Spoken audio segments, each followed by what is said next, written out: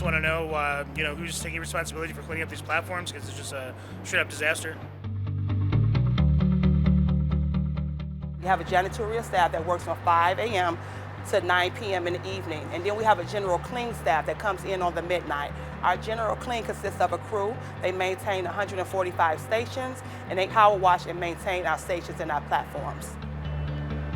I'm Vice President of Rail Station Management. It is a 24-hour round-the-clock job to maintain the stations and our platforms. We clean an area, we can leave, and the tourists can walk away 5 steps, and someone will throw something on the platform.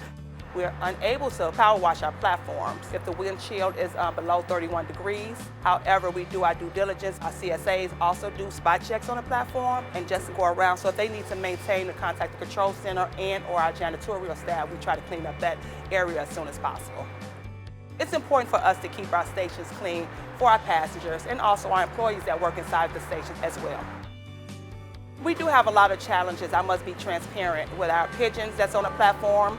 We do have customers or passengers that actually feed the pigeons. We discourage that. Please don't feed the pigeons. We do ask for your help. We ask our customers, give us feedback. Let us know. Throw your trash away, pick up your debris. If a customer sees any janitorial issues, they can notify the CSA or CSR that's on duty.